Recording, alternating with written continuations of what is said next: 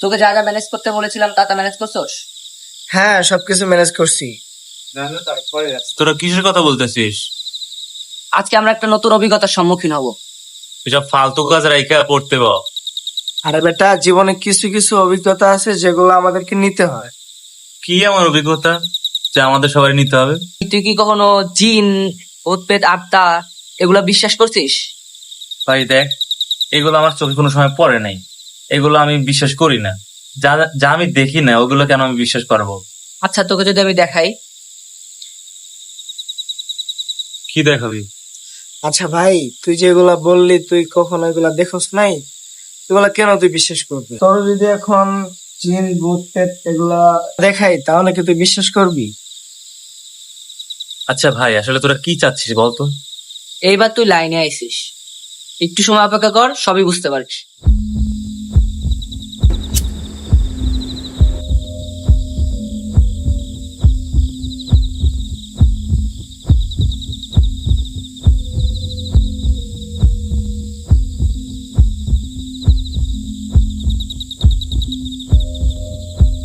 আগামী কিছু নিয়ম বলে দেই, ওই নিয়মগুলা ভালোভাবে পালন করতে হবে। যত যাই হয়ে যাক, কেউ কারো হাত ছাড়বি না, আর যত কিছু হয়ে যাক কেউ চোখ খুলবি না। তাহলে সবাই রেডি তো? ইফরিত, তুমি কি আছো? ইফরিত, তুমি কি আছো? ইফরিত, তুমি কি আছো? ইফরিত, তুমি কি আছো? ইফরিত, তুমি কি আছো? ইফরিত, তুমি কি আছো?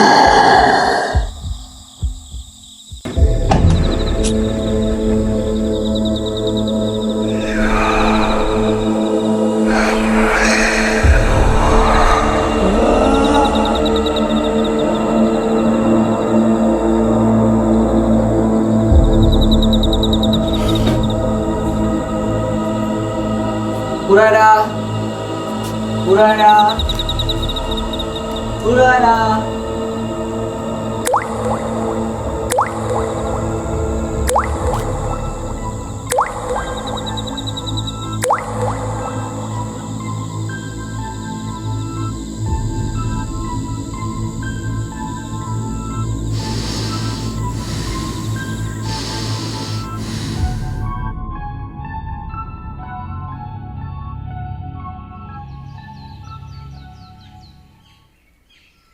কালকে রাতে যে ঘটনাটা ঘটেছে, তোর কি মনে হয় আমাদের মধ্যে কেউ সেফে আছে?